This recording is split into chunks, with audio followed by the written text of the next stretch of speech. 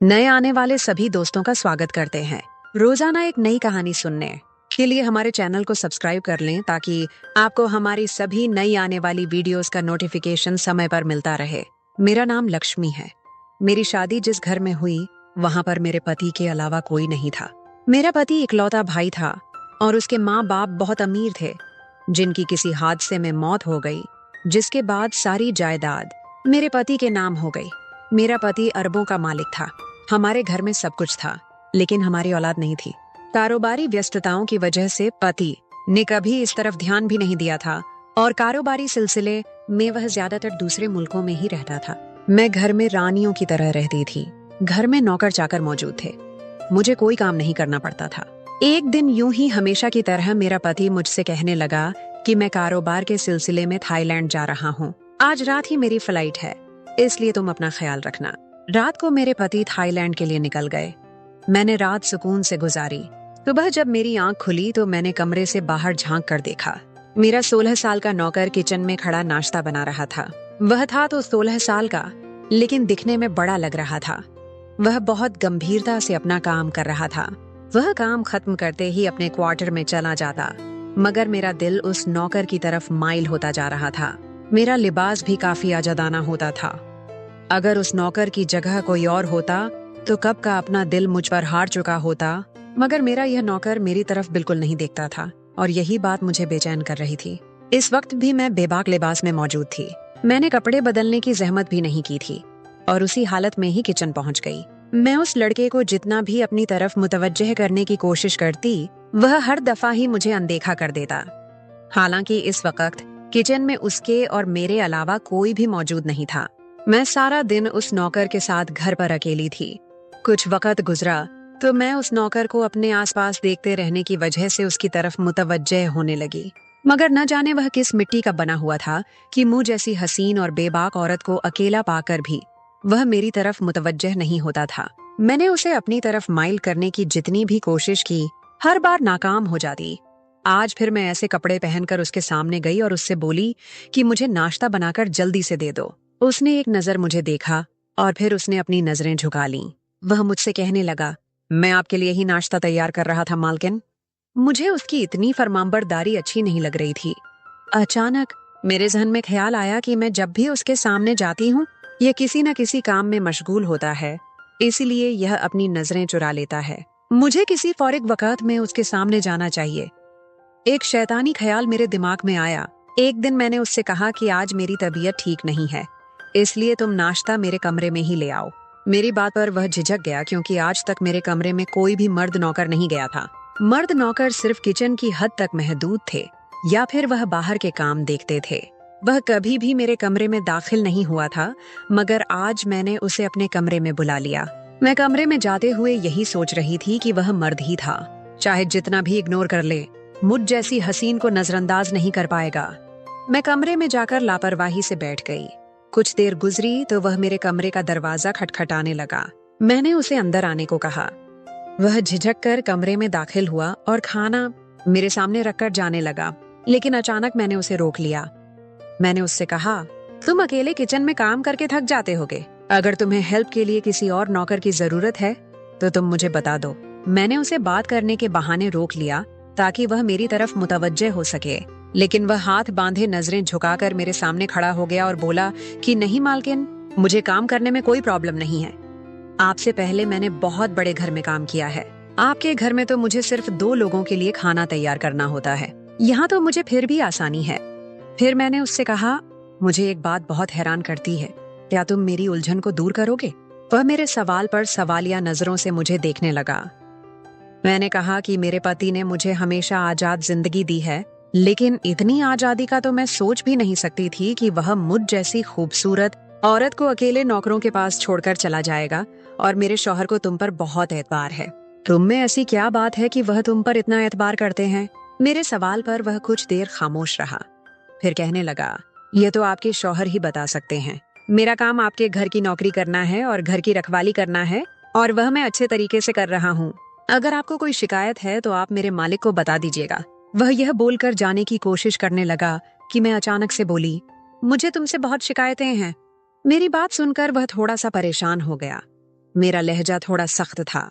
मैं उसकी छोटी उम्र को देखकर उसे गुस्से से कह रही थी, इसलिए वह मेरी बात पर परेशान हो गया। उसे लगा कि मैं उसके काम से खुश नहीं हूँ, लेकिन मैं तो कुछ और ही सोच रही थी। वह परेशानी से बोला कि आपको मुझसे क्या शिकायत है? मैं तो खुद ही कोशिश करता हूँ कि आपको किसी चीज की कमी महसूस ना हो। मैं उससे बोली कि मुझे रात को इस घर में अकेले डर लगता है। मैं चाहती हूँ कि मैं अपने साथ कोई नौकरानी रख लूँ। मैं अकेली घर के अंदर नहीं रह सकती और तमाम नौकर काम करके क्वार्टर में चले जाते हैं। मेरे मुतालबे पर वह सोच में मुब्तिला हो गया। मैं जानबूझकर उसे ज्यादा वक्त अपने कमरे में रोके हुए थी।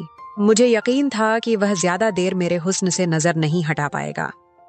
खाना तो मेरे सामने वैसे ही रखा हुआ था, लेकिन मेरी सारी तवज्जो उस 16 साला नौकर पर थी। अभी हमें बात करते हुए कुछ मिनट ही हुए थे। मेरी नजर उसके चेहरे से होती हुई नीचे गई तो मुझे झटका सा लगा। मैं हक्का बक्का सी उसे देखने लगी। मेरी नजरों को देखकर वह शर्मिंदा हो गया और अपना रुख दूसरी तरफ कर लिया। वह मुझसे कहने लगा कि आप अपनी यह बात अपने शौहर से कर लीजिएगा। ऐसा बोलकर वह तेजी से कमरे से निकल गया, लेकिन मैं अपनी जगह पर बैठ गई। वह जो जाहिरन बच्चा लग रहा था, ऐसा कुछ न था। मैं गहरी सोच में मुब्तिला हो गई। मुझे सब कुछ भूल गया। मेरे दिमाग से वह मंजर नहीं निकल रहा था। मैं शर्मिंदगी से जमीन में गड़ गई। मैंने छुप छुप कर उस पर नजर रखना शुरू कर दी। अगले रोज भी मैंने इसी तरह उसे अपने कमरे में बुलाने की कोशिश की तो उसने साफ इनकार कर दिया और मुझसे बोला कि मैं बाजार से सौदा लेने जा रहा हूँ, इसलिए आप नाश्ता बाहर ही कर लें। मुझे उसके जवाब ने हैरान कर दिया, लेकिन न जाने क्यों मैं अब उस पर हुक्म नहीं चला सकती थी।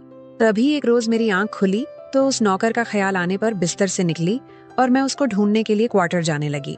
मैं यही देखना चाहती थी कि वह कैसे जिंदगी बसर कर रहा है। मैं जानती थी कि वह क्वार्टर में रहता है। मैं उसकी शख्सियत का राज जानना चाहती थी। अभी मैं क्वार्टर की तरफ ही जा रही थी कि मैंने देखा कि वह क्वार्टर का दरवाजा बड़े आराम से बंद कर रहा था। मैं झुककर उसे देखने लगी, तभी वह कदम बढ़ाकर घर के अंदर दाखिल हुआ। मैं चौंकी। वह दबे दबे कदमों से मेरे कमरे की जानिब जा रहा था। फिर उसने आही से मेरे कमरे का दरवाजा खोला और कमरे में दाखिल हो गया। मेरी तो रूह ही कांप उठी। अब यकीनन उसे पता चल जाता कि मैं कमरे में नहीं हूँ। मैं घबराई हुई तेजी से किचन की तरफ बढ़ी और लाइट जलाकर पानी का जग भरने लगी। मेरी तवक्को के अन मुताबिक थोड़ी देर बाद वह परेशान था। मुझे तलाश करने लगा और तलाश करते करते किचन में पहुंच गया और फिर मुझे देखकर कहने लगा, आप यहाँ पर क्या कर रही हैं? मैं आपको कमरे में न पाकर परेशान हो गया था। मैंने झिड़क कर उसे देखा और उससे बोली, तुम मेरे कमरे में मुझे क्यों देखने गए थे? मेरे सवाल पर वह हड़बड़ा गया। अचानक उसे एहसास हुआ कि वह मेरे सामने क्या बात कर गया था। वह घबरा कर बात बदलते हुए बोला, मैं आपसे पानी का ही पूछने आया था। आज मैं पानी का जग रखना भूल गया था। सोचा कि आपको पानी की बोतल दे आऊं। मैंने ठिठक कर उसे देखा, क्योंकि मैं तो पानी के जग का सिर्फ बहाना कर रही थी। मेरे कमरे में पानी था। मुझे उस लड़के पर शक होने लगा। वह खामोशी से अपने क्वार्टर की तरफ चला गया। मैं भी अपने कमरे में आ गई और दरवाजा बंद करके कितनी देर तक यही सोचती रही। आज से पहले मैंने उसे सिर्फ मोहतात अंदाज में काम करते हुए देखा था। वह हमेशा मुझसे नजरें चुराया करता था और आखिरी दफा तो उसने मेरे कमरे में आने से इनकार भी कर दिया था। लेकिन अब वह मेरे कमरे में क्या करने आया था? मैं हमेशा ही उसकी तवज्जो पाना चाहती थी, लेकिन इस बात मेरी पूरी रात इन्हीं सोचों में गुजर गई। अगली सुबह भी मैं इसी बात पर गौर करती रही। मुझे वह एक पुरस्कार लड़का लग रहा था। वह आज भी मेरे सामने वैसे ही नजरें झुकाकर एहतियात से बात कर रहा था और मुझे खाना देकर घर के काम करने लगा। फिर रात हो गई और मैं पूरी रात ही पहलू बदलती रही। मैंने सोच लिया था कि अगर इस बार वह कमरे में आया तो मैं उससे सवाल जरूर करूंगी, ताकि उसे पता चले मैं उसकी असलियत जान चुकी हूँ। वह मुझे रात को सोया हुआ पाकर क्या करने आता था? अभी मैं यही सोच रही थी कि थोड़ी देर बाद मुझे अपने कमरे के दरवाजे के पास कदमों की आवाज सुनाई दी। मैं फौरन से सोने की अदाकारी करने लगी। कुछ ही देर बाद दरवाजा खुला और वह मुलाजिम मेरे कमरे में दाखिल हुआ। उस लड़के का मेरे कमरे में दाखिल होना मुझे डरा रहा था। सच तो यह था कि मैं कोई बदकिरदार औरत नहीं थी।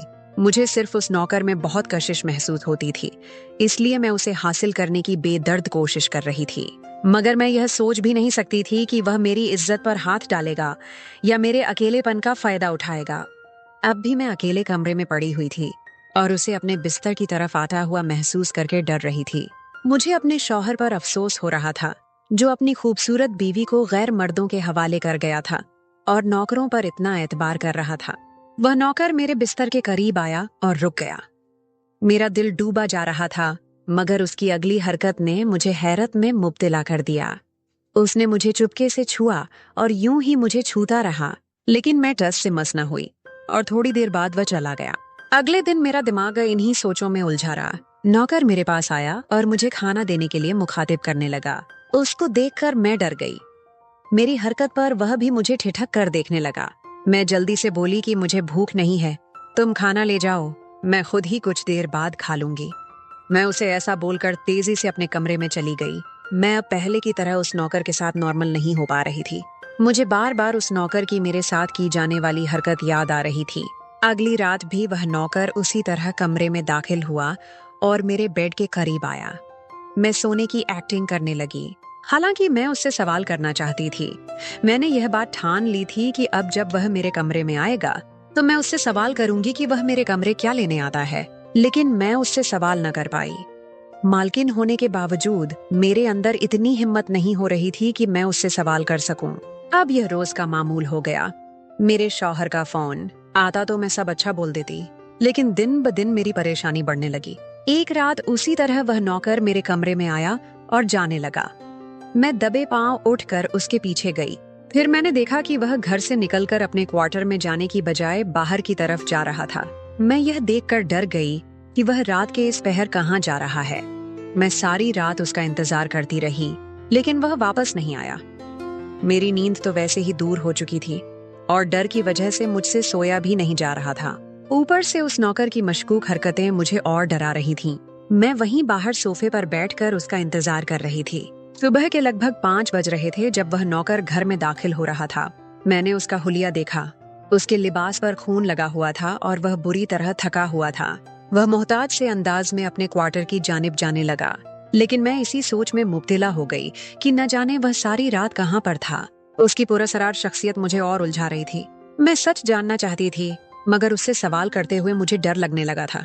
इससे पहले मुझे उससे कभी डर नहीं लगा था।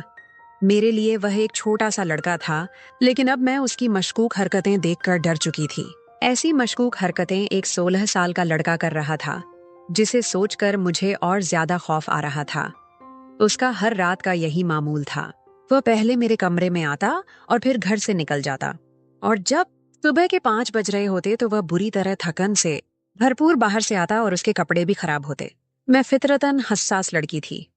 मेरे वालिदैन ने मुझे नाजों से पाला था, इसलिए इस तरह सूरत हाल देखकर मैं घबरा जाया करती थी। मेरा सुकून बर्बाद हो चुका था, जिसकी वजह से मैं बीमार रहने लगी। एक रोज मेरे शौहर का फोन आया। मुझसे तबीयत का पूछा। मैं रो पड़ी और अपने शौहर से कहने लगी, मुझे एक फीमेल नौकरानी की जरूरत है। मैं यहाँ अकेली मेल नौकरों के साथ नहीं रह सकती।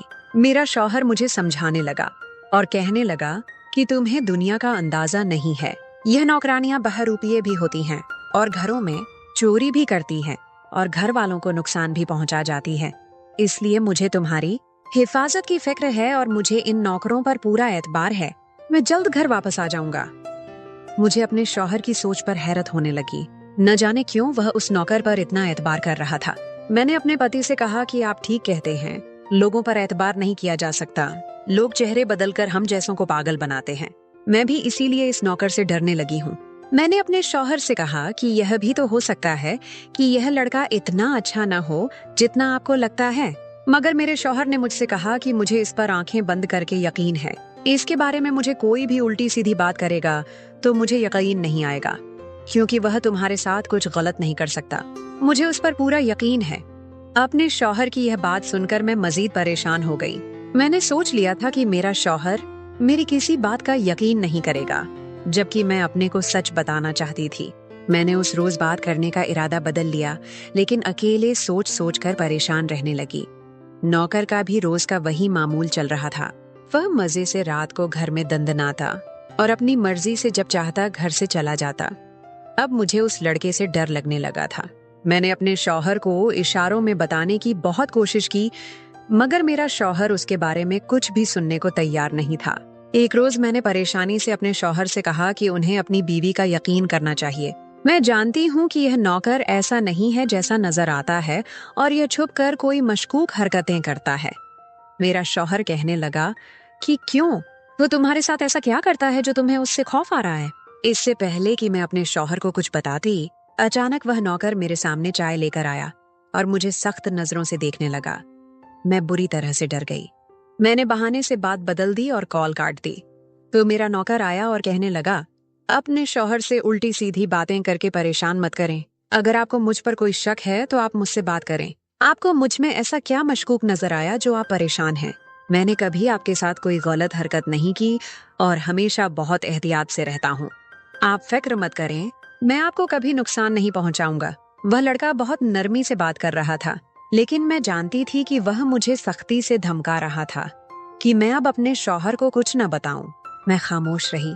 मैं अपने शौहर को बताना चाहती थी।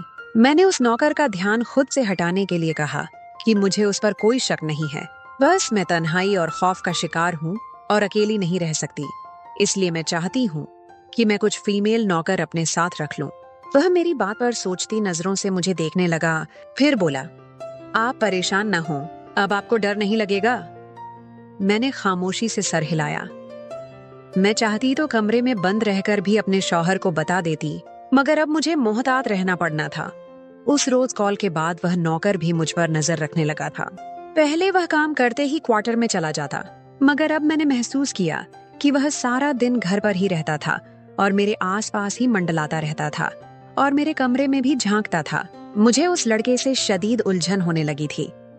मैं इंतहा की बेबस हो चुकी थी। न मैं अपने शौहर को कुछ बता सकती थी और न उस नौकर से जान छुड़वा सकती थी। मुझे ऐसा लग रहा था जैसे उस नौकर ने मुझे अपने काबू में कर लिया था। लेकिन इन्हीं दिनों मेरे शौहर ने मुझे खबर सुनाई कि वह पाकिस्तान वापस आ रहा है। मैं ये सुनकर खुश हो गई। मैं यह चाहती थी कि मेरा शौहर आए तो मैं सामने बैठकर उसे सब कुछ सच बताऊं। मैं उन दिनों खुश होने लगी, लेकिन मैंने महसूस किया कि मेरा नौकर अपने मालिक के आने पर इतना खुश नहीं था और वह परेशान रहने लगा। कुछ दिन बाद मेरे पति वापस आ गए।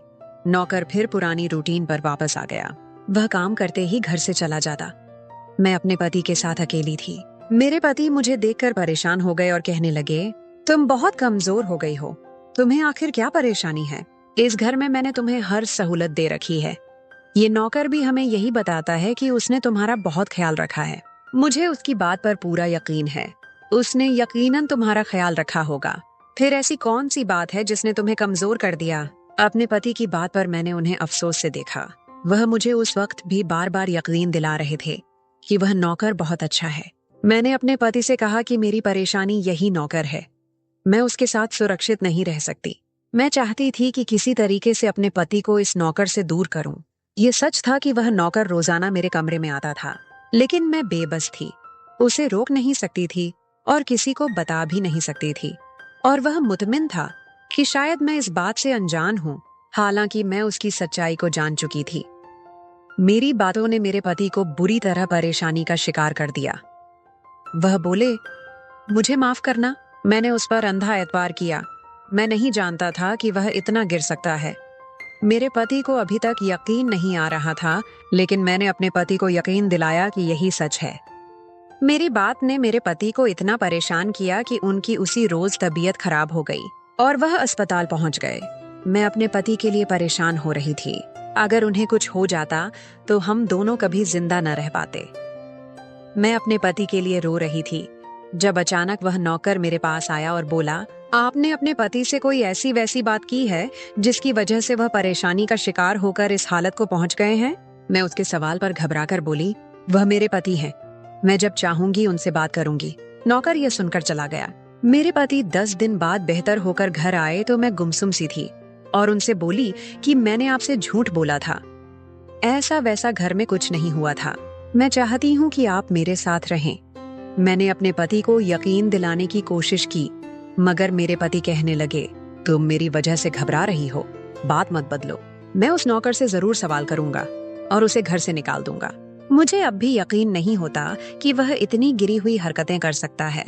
दुनिया में मुझे तुम्हारे लिए सबसे ज्यादा उसी पर एतबार था और उसने मेरा मान तोड़ा है। मैं अपने पति की बात पर परेशान होने लगी।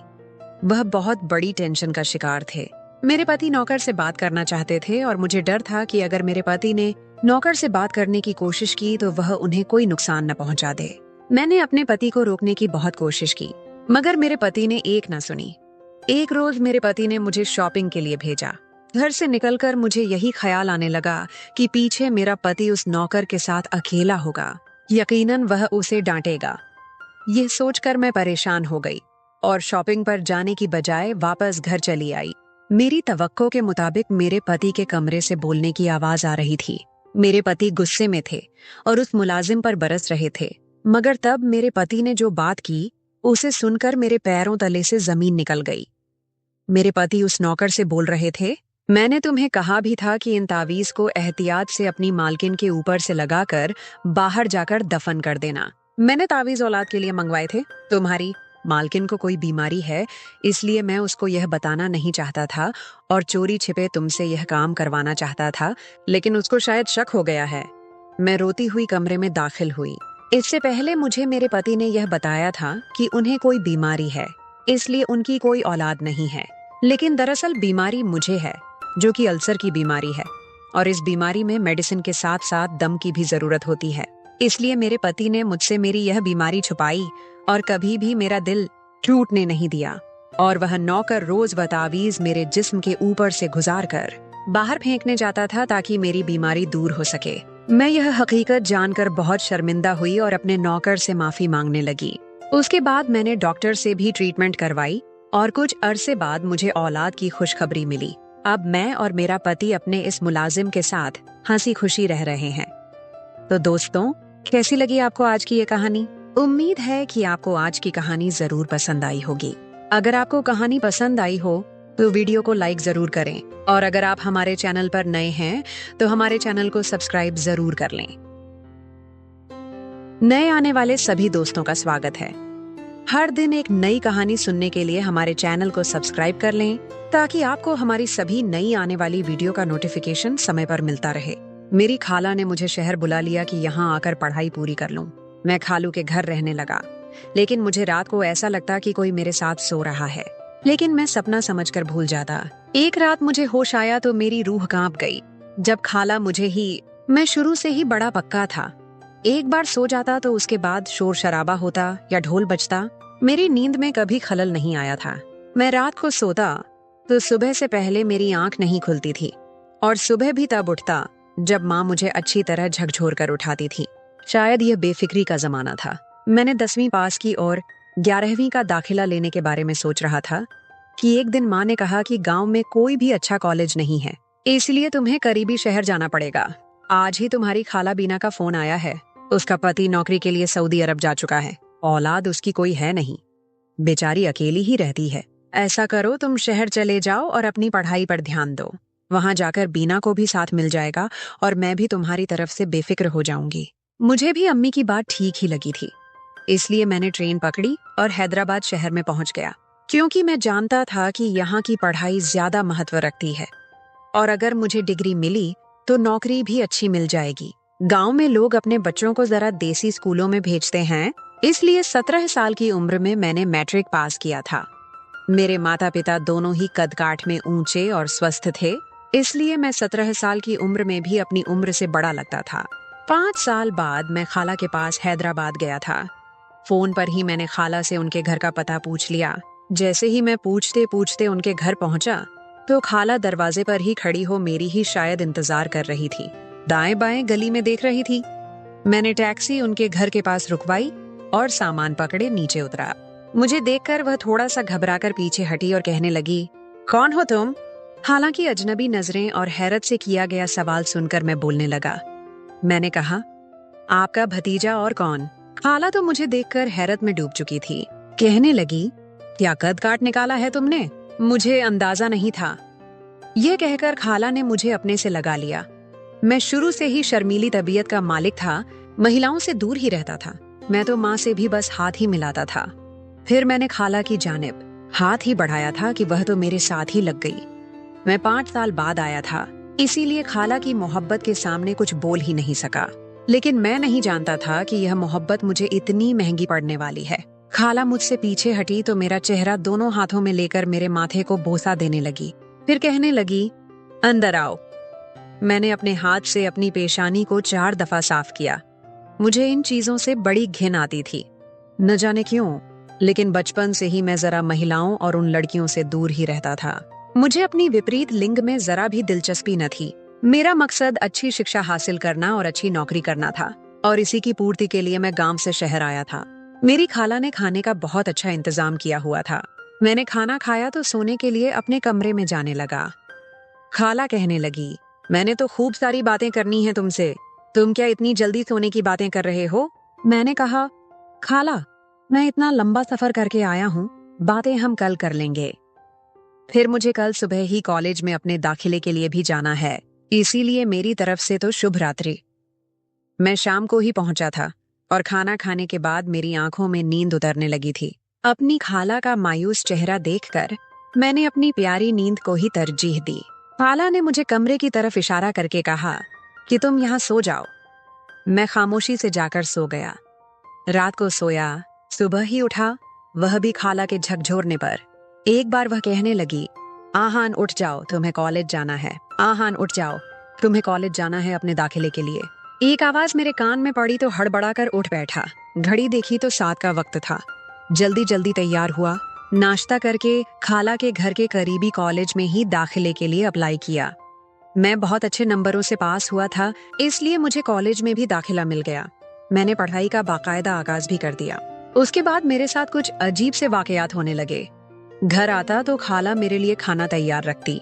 एक रात मैं खाना खाने बैठा तो वह मेरे बराबर में बैठ गई। मेरी जान उस वक्त निकली जब खाला ने अपना हाथ मेरे घुटने से जरा ऊपर रखा तो मैं तो उछल पड़ा। बोला, ये क्या हरकत है? चौंकने पर खाला ने फौरन से पीछे कर लिया। कहने लगी, तुम्हें क्या हुआ है? मैंने नफी में सिर हिला दिया और मेरा चेहरा देखने लगी। कहने लगी, तुम तो बिल्कुल भाई साहब जैसे निकले हो। यह कहकर उन्होंने फिर मेरे कंधे को सहलाने लगी। मुझे वैसे ही इन चीजों से सख्त चिढ़ थी, न जाने क्यों, लेकिन उस दिन मैं दोपहर का खाना ठीक से खा नहीं पाया था, मगर मैंने सोचा कि खाना है। लेकिन मेरी परेशानी में उस वक्त इजाफा हुआ जब यह सिलसिला जारी होने लगा। एक बार मैं रात को सो रहा था, मुझे लगा जैसे कोई मेरे चेहरे पर अपना हाथ फेर रहा हो। मैं इतनी गहरी नींद में था कि मुझे लगा शायद यह मेरा कोई वहम है। लेकिन जब सुबह मेरी आंख खुली तो अपना बेड देखकर मेरा खून खौल उठा, क्योंकि मेरे बेड की दूसरी जानिब चादर कुछ बिखरी सी थी। बहरहाल, मैं बुझे दिल के साथ तैयार होकर जैसे ही कमरे से बाहर आया, कमरे से बाहर खाला टेबल पर नाश्ता लगा रही थी। 7 बजे का वक्त था और मेरी खाला यूं थी जैसे नहा कर आई हो। उनके बाल बिल्कुल भीगे हुए थे, बल्कि बालों से पानी टपक रहा था। मौसम भी सरमा का था। पहले तो मुझे बहुत हैरत हुई कि उन्हें क्या जरूरत पड़ी है सुबह ही सुबह नहाने की, वह भी इतनी सर्दी में। कोई बात थी जिसने मुझे सोचने पर मजबूर कर दिया। मेरी तरफ देखकर मुस्कुराए जा रही थी। मैं नाश्ता करने के लिए बैठा तो चाय मेरे सामने रख दी। मेरी खाला ने मुझे बुला लिया। मैंने 1-2 बिस्किट चाय के साथ खाए और फिर चाय पीने लगा तो खाला कहने लगी, मुझे नहीं पता था तुम सोते हुए इतने प्यारे लगते हो। यह सुनना था कि चाय सीधी जाकर मेरे गले में फंसी और मैं बुरी तरह खांसने लगा। वह जल्दी से मेरे पास आ गई, मेरी कमर पर धीरे धीरे हाथ फेरकर सहलाने लगी। मैं फौरन से खड़ा हो गया। मैंने अपना बैग उठाया और घर से बाहर निकल गया। मुझे याद आने लगा कि जिसे मैं अपना गुमान या खौफ समझ रहा था, वह शायद मेरा सपना नहीं था। मैंने खुद को झटकना चाहा, लेकिन शायद वह सुबह मुझे स्कूल के लिए जगाने आई हो, तब उन्होंने मुझे देखा हो, इसीलिए ऐसा कह दिया हो। ऐसे कैसे हो सकता है? वह मेरी खाला है, मेरी माँ की सगी बहन, मेरी माँ जैसी हैं। मुझे अपनी हालत के बारे में ऐसा नहीं सोचना चाहिए। जब मैं घर आता, खाला मेरे साथ बैठ जाती, कहती, मुझसे बातें करो, मैं पूरा दिन घर में बोर हो जाती हूँ। अगर मैं उनके साथ बैठ जाता तो वह बहाने बहाने से मेरा कंधा सहलाने लगती, तो कभी मेरी कमर पर हाथ फेरने लगती। मुझे यह चीजें जितनी बुरी लगती थीं, उतनी ही मेरी खाला यह हरकतें मेरे साथ करती थीं। इसका हल मैंने यह निकाला कि मैं कॉलेज से आते ही छोटे बच्चों को ट्यूशन पढ़ाने के लिए चला जाता और फिर शाम को ही वापस लौटता। मेरी कोशिश होती कि ज्यादा से ज्यादा वक्त बाहर गुजारूं। उन्हीं दिनों मेरी राधिका से दोस्ती हो गई। जहां मैं पढ़ाने जाता था, वह उनकी बड़ी बहन थी, 9वीं क्लास में पढ़ती थी, और मैं उसके छोटे बहन भाइयों को पढ़ाता था, जो कि 5वीं 6ठी कक्षा के छात्र थे। लेकिन जब उसे किसी चीज में मुश्किल पेश आती तो मैं उसे भी समझा देता। वह काफी बातूनी किस्म की लड़की थी। वह बहुत खूबसूरत और प्यारी थी। मैं ऐसा लड़का तो नहीं था, लेकिन न जाने क्यों वह मुझे बहुत अच्छी लगने लगी थी। इसीलिए हमने फोन नंबर का तबादला भी कर लिया था, लेकिन हम लोग बातचीत कभी कभी ही करते थे। ज्यादा बातें मोबाइल पर ही होती थीं। मोबाइल पर मेरे दोस्तों की भी कॉल आती थी। फिर हम लोग पढ़ाई में भी एक दूसरे की मदद मोबाइल से ही करते थे। मोबाइल तो हर एक की जरूरत बन चुका था, लेकिन एक दिन मेरी खाला ने मुझे उससे बात करते हुए देख लिया और मेरा मोबाइल लेकर अपने कमरे में चली गई। मैंने कहा, खाला प्लीज मेरा मोबाइल मुझे वापस करे। लेकिन वह मेरा मोबाइल लिए अपने कमरे में चली गई थी। मजबूरन मुझे उनके कमरे में जाना पड़ा। कहने लगी, मैं हरगिज तुम्हारा यह मोबाइल नहीं दूंगी, बस बहुत। खाला कहने लगी कि मेरे पापा को फोन करेंगी। उन्हें कहेंगी कि आहान पढ़ने की बजाय न जाने किन चक्करों में पड़ गया है, लड़कियों से बातें करता है। मैंने कहा, आपको अम्मी अब्बू को जो कहना है कहती रहें, लेकिन मेरा मोबाइल वापस करें। मुझे अपने दोस्तों से बात करनी होती है। यह कहते हुए मैंने उनका हाथ पकड़ा और उनके हाथ से अपना मोबाइल छीनकर कमरे से बाहर निकल गया। अपनी खाला की हरकतों की वजह से मैं तंग आ चुका था। मेरा दिल चाह रहा था कि यहाँ तो किसी हॉस्टल में दाखिला ले लूं या फिर वापस गांव ही चला जाता हूँ।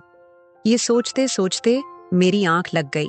मैं इतनी गहरी नींद में था कि मैंने आज तक नहीं देखा था कि कौन मेरे साथ रात भर मेरे चेहरे और गर्दन पर हाथ फेरता रहता है। सुबह जब मेरी आंख खुली तो मैंने यूनिफॉर्म पहना। जैसे ही मैं कमरे से बाहर निकला, मेरी खाला बड़े ही अच्छे मूड में थी। फिर आज भी उनके बाल गीले देखकर मुझे अजीब सा महसूस होने लगा।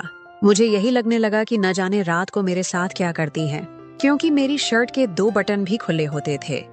मेरा दिल तब से ही बेचैन था। आज फिर खाला मुझे देखकर मुस्कुराई, लेकिन मेरा दिल धक से रह गया। मैं नाश्ता के बिना ही घर से जाने लगा तो कहने लगी, आहान नाश्ता तो करो। ठीक है, मैं तुम्हें कुछ नहीं कहती। मैं रात को गुस्से में थी। मैं दोबारा मोबाइल नहीं छीनूंगी, लेकिन बाद में सोचा तो मुझे अपनी गलती का एहसास हो गया। मैं जानती हूँ कि आजकल बच्चों की पढ़ाई मोबाइल के बिना पूरी नहीं होती। बस मुझे इस बात पर गुस्सा था कि तुम मेरे पास बैठकर बात ही नहीं करते। मैंने कहा, खाला आप खालू से बात कर लिया करें।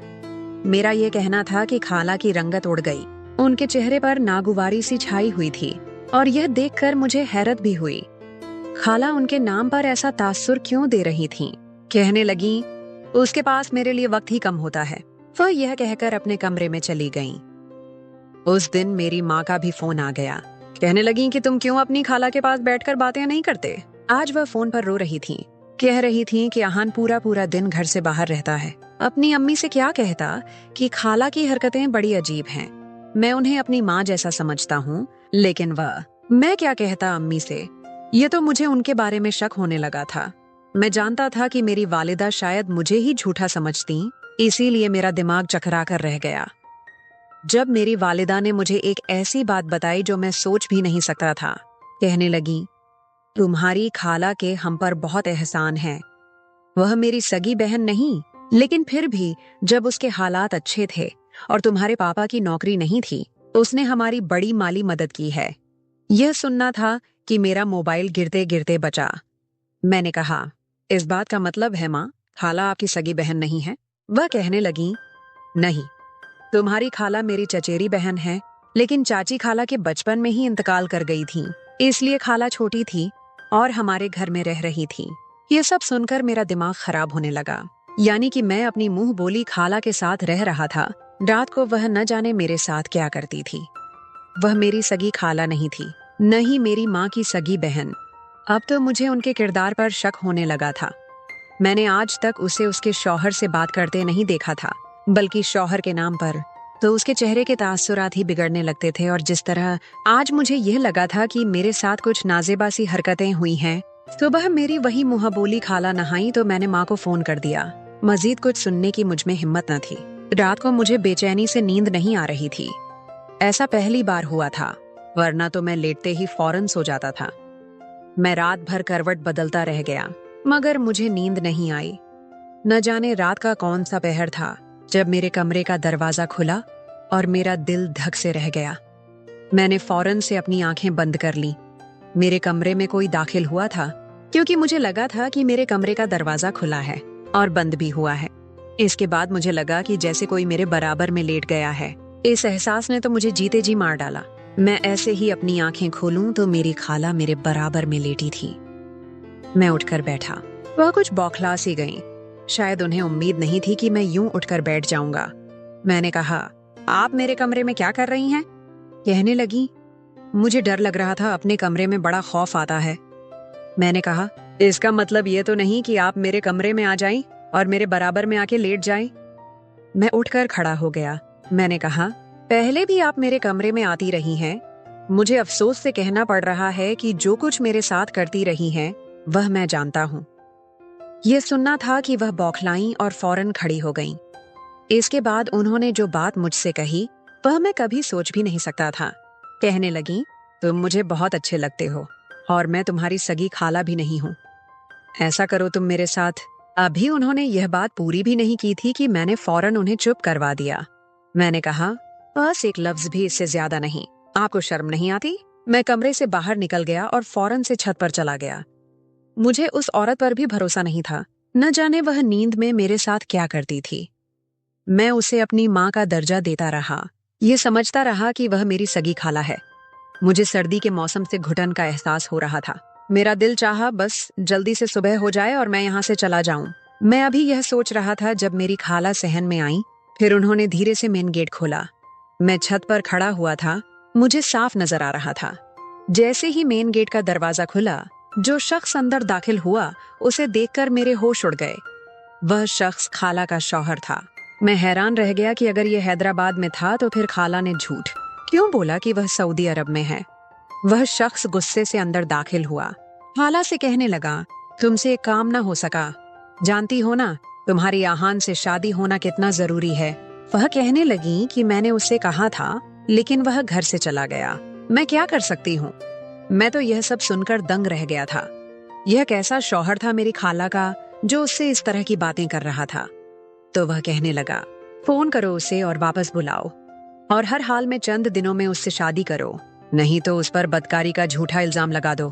कुछ भी करो, लेकिन कहीं से भी उसे वापस लाओ। यह कहकर वह शख्स खाला के कमरे में चला गया और मेरी खाला मेरे कमरे में चली गई।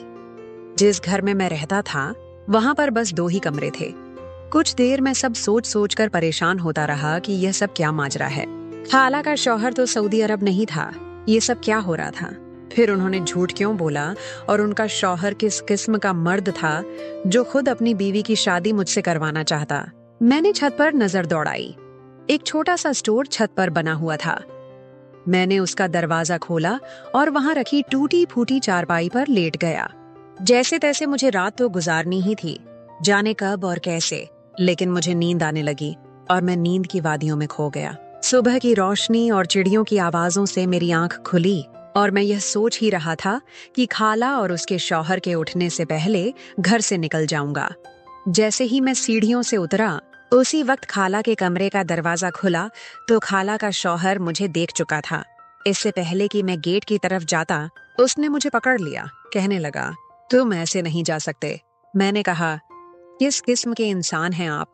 होश में हैं कि क्या कह रहे हैं? मेरी एक बात कान खोलकर सुन लें, मैं किसी कीमत पर भी खाला से शादी नहीं करूंगा। मेरा बुलंद लहजा सुनकर खाला भी बाहर आ गईं। मुझे देखकर हैरान तो वह भी हो गई थीं। उनका शौहर कहने लगा, ये छत पर जाकर छिप गया था। शुक्र करो कि कहीं भागा नहीं, वरना हमारे हाथ से ये चांस भी चला जाता। कहने लगा, इसे अभी कमरे में बंद कर देता हूँ और शादी की तैयारी करता हूँ। ये सुनकर मेरे होश उड़ गए। मैंने कहा, आप मेरी शादी जबरदस्ती नहीं कर सकते। मेरा यह कहना था कि मेरी खाला हाथ जोड़कर मेरे सामने रोने लगी कि खुदा के लिए इनकार मत करो, तुम्हारी वजह से मेरा घर बच जाएगा। मैंने कहा, आपका दिमाग तो ठीक है, आप मुझसे उम्र में कितनी बड़ी हैं, आपको शर्म आनी चाहिए, और आप तो पहले से ही शादीशुदा हैं। इस तरह हमारी शादी नहीं हो सकती। और दूसरा यही कि क्या यह आपका शौहर है? इतना बेगैरत इंसान है यह। ये सुनना था कि खाला का शौहर मुझे घूरने लगा।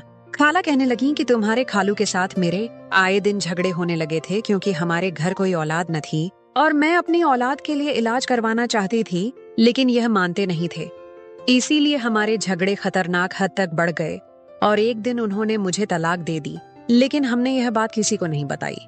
उन्हें जब अपनी गलती का एहसास हुआ तो तलाक हो चुकी थी। लेकिन हम लोग गुनाह की जिंदगी नहीं जीना चाहते थे।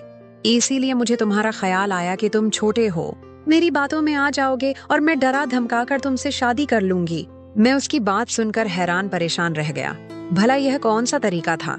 मैंने कहा कि मुझे आपसे शादी नहीं करनी। मेरी खाला कहने लगी कि यह बस नकली शादी होगी।